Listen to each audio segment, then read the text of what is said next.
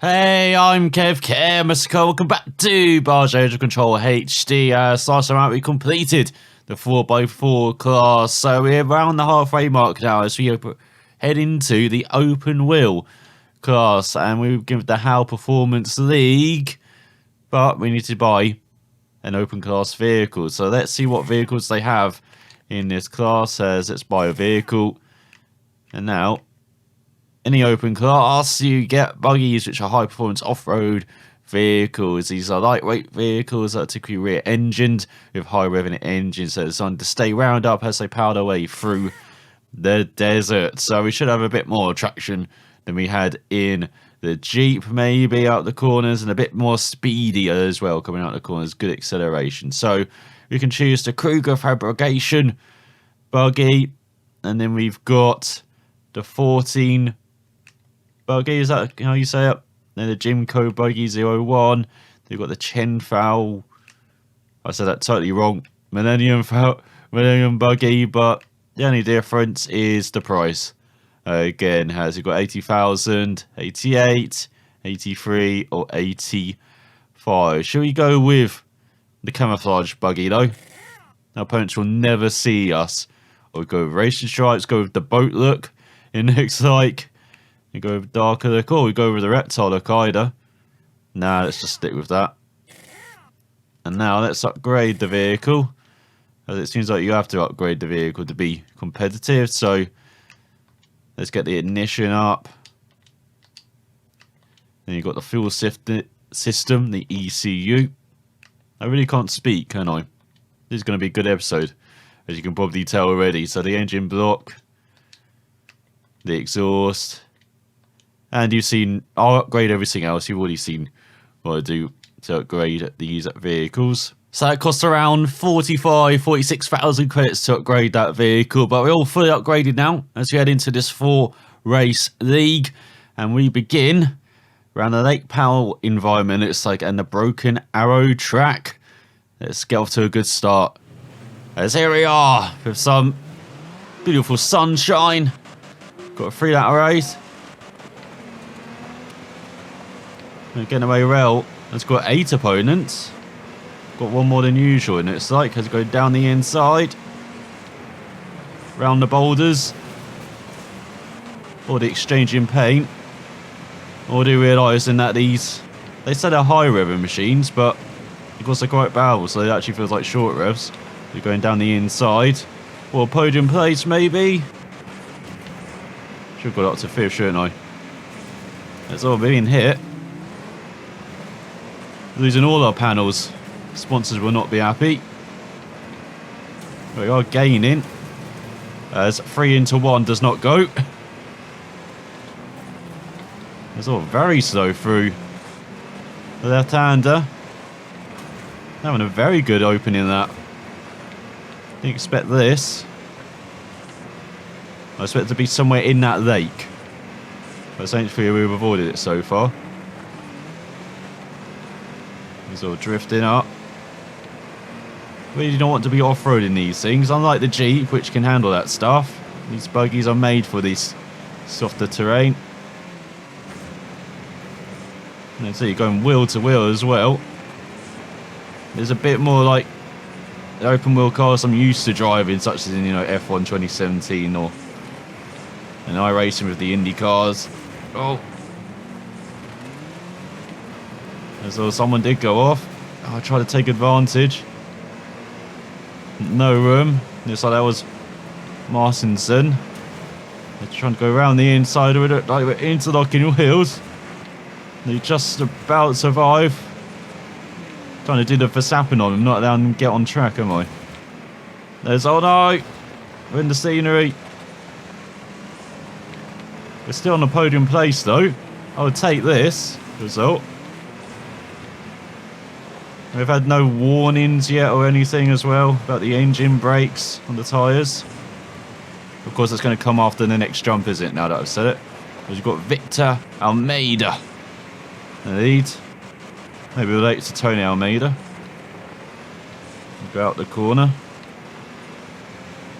I just realised that's a reference from like a decade ago, from 24. I don't reckon many people get that, but If you do, that's off to you. Did love 24 back in the day. So there goes the engine. I told you, over the next big jump.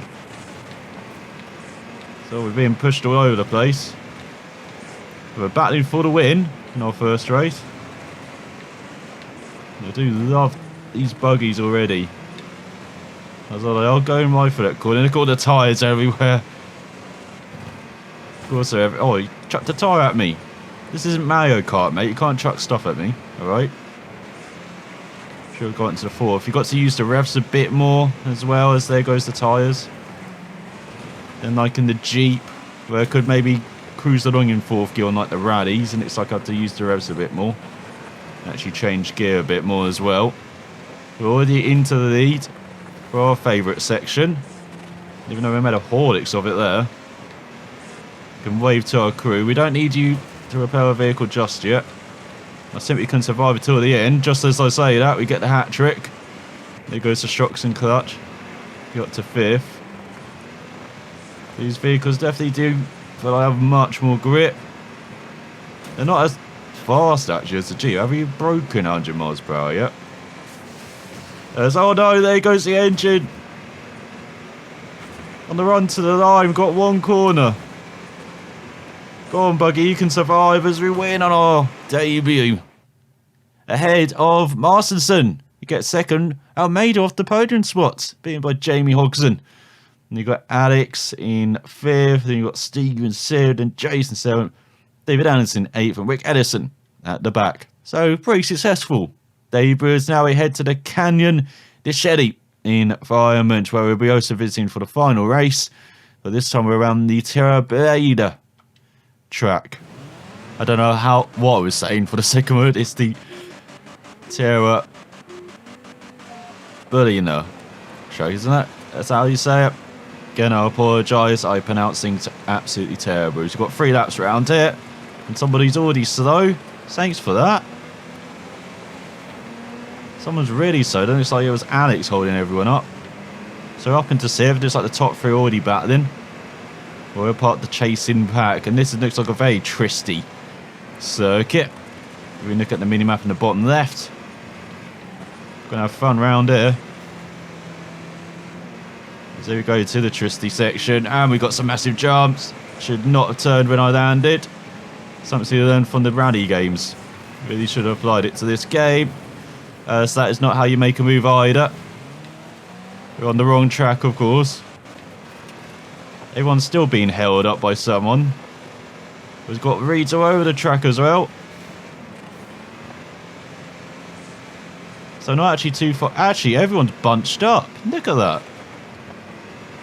So we actually haven't lost out too much, actually. They might have confused them by our tactics there, of course, going off, confusing everyone. Look at that, they're all in a line.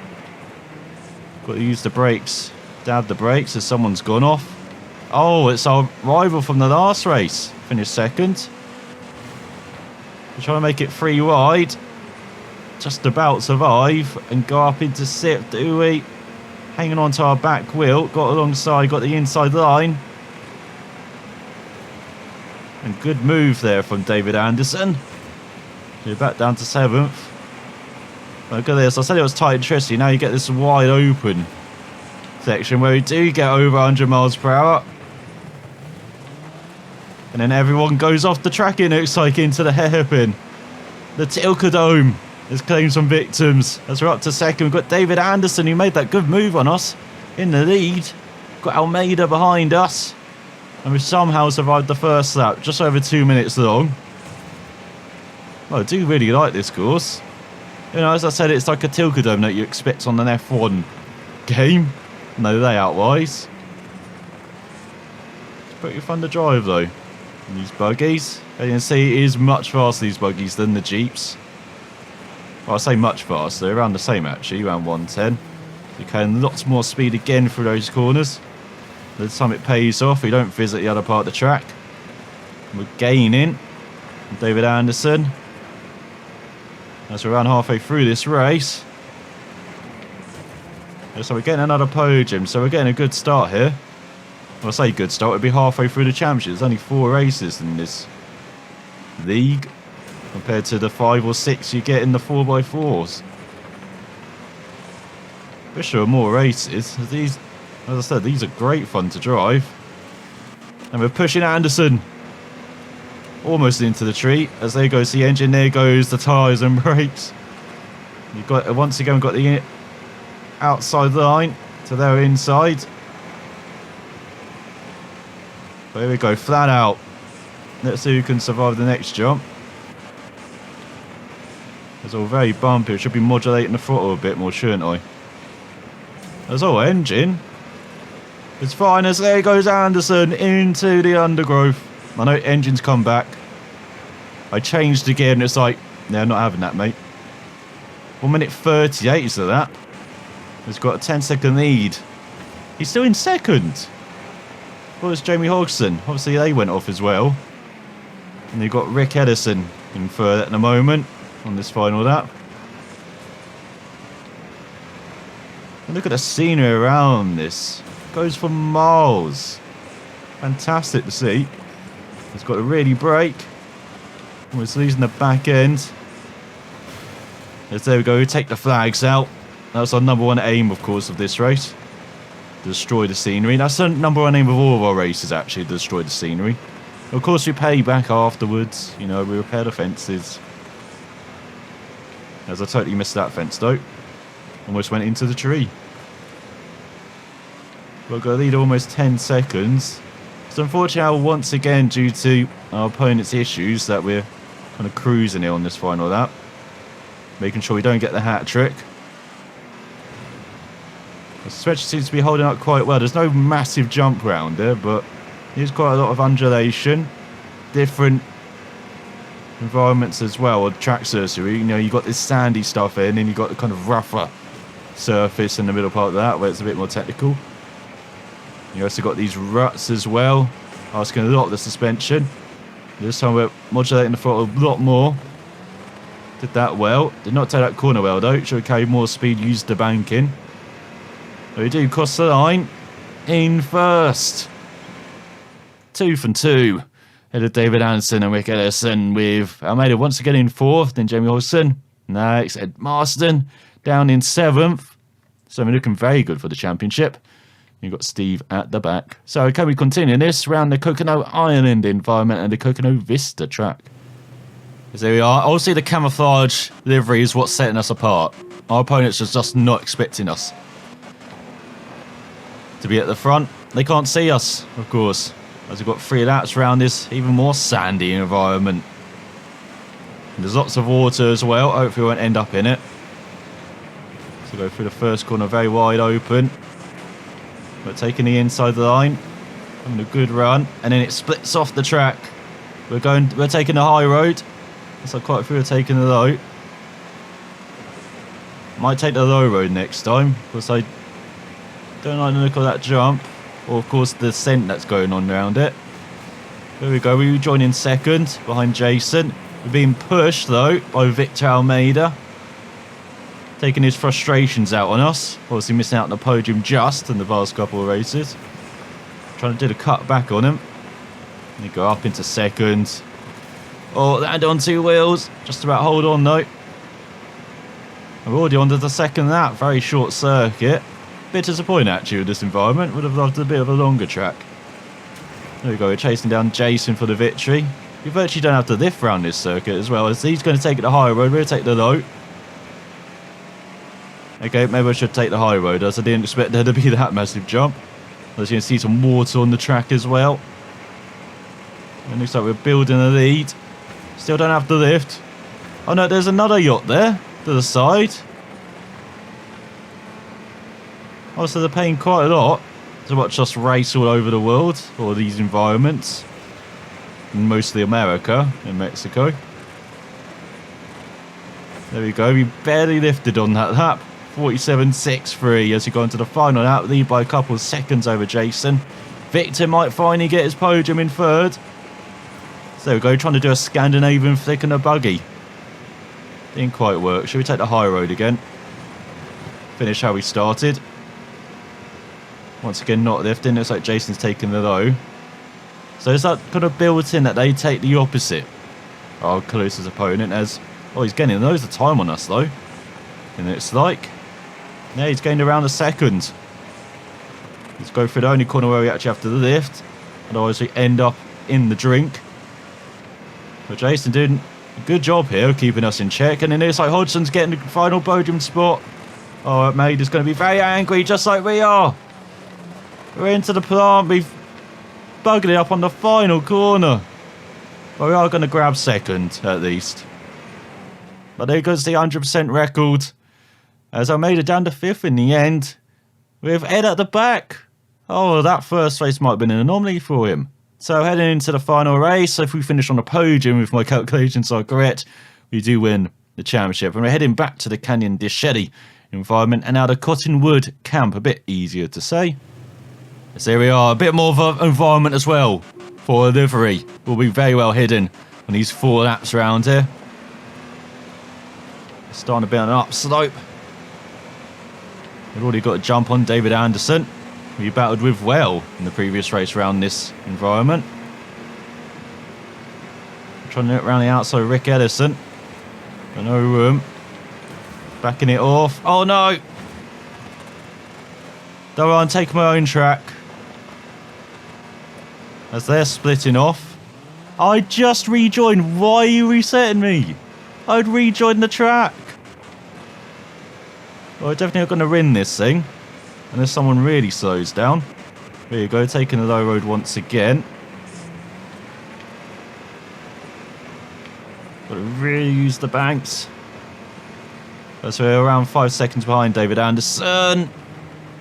Once again, probably should have looked at the map. Has he gone wide? God, there's a tight and twisty circuit. And now we're almost 10 seconds back. This is not exactly going to plan. But we do have a good lead after the previous 3 races. So even if we don't win, as I said, if we finish on a podium, should be good. Oh, it's this course with the massive jump. There you go, I remember this track now.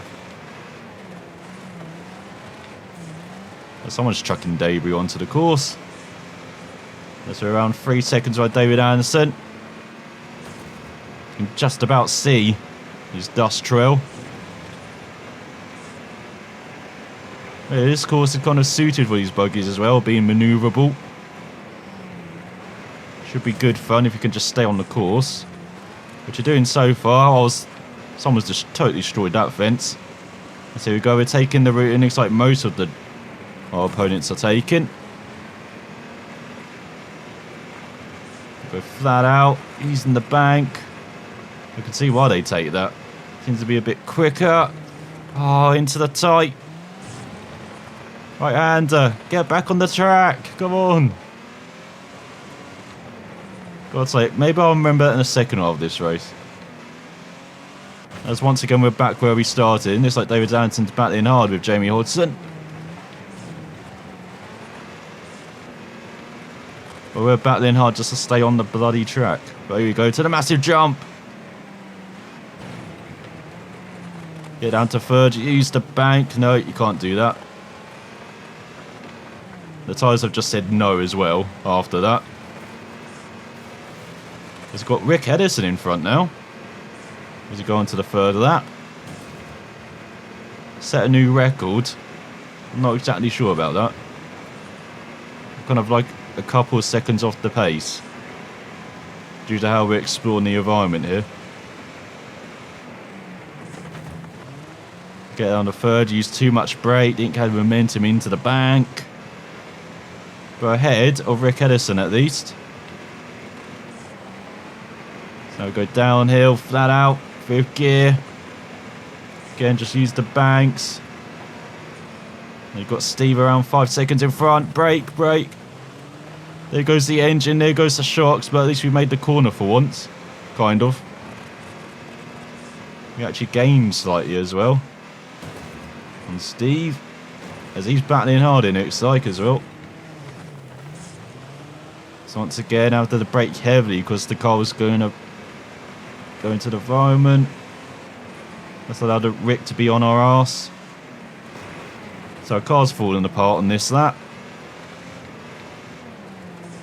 We We've still got one to go though. So we messed up that final section. We're driving absolutely abysmally this race. There goes another new record. But we need to go around 5 seconds faster. Can we get the boost button somewhere? The leader's way out in front. Look at the mini-map. At least everyone else is battling, so if we get a good run, you never know. Good gain. Just I say that. Once again, using all of the environment. Looks like Rick's following us through here. There's not quite destroying the fence just yet. We've got David Anderson back in front of us. There you go, that's a bit better. Probably should have braked before the jump note. So then we could carry momentum off the bank. But we are gaining. It's like someone got pushed wide in front. Looks like our rear left is not liking things though. And look at it, can't even make the jump. Oh, the engine's sputtering. Come on, one more place. And I think we have won the championship. Come on, Buggy, make it to the finish. My God. Abysmal race. Down in 8th. Jason won, which isn't good. Alex in 2nd. Steve in 3rd. What the hell? Where did he come from? Martin in 4th. I made a 5th. Anderson 6th. Hodgson 7th. As we do win the championship, though, despite that terrible race. Oh, we're way out in front of everyone. We actually won it before we had done that final race. So, Jason in 2nd. Alex in 3rd. Rick Ellison at the back. And we get Rick Ellison Motorsports Buggy. Over the Buggy. Over the Motorsports Buggy, should I say. And next time out, we'll be heading to the Sign Maximum Endurance League of 5 races. And then we've got 6 races for the Fox Racing Show Reservoir League. And then we've got a couple of rallies, hill climb, and then the Open Class Challenge at the end. I think you're getting the idea of how these leagues run now. But we get an extra race next time out. Can we repeat what we've done here? The Hal Performance League. Find out then. Sound watching. I'll see you then.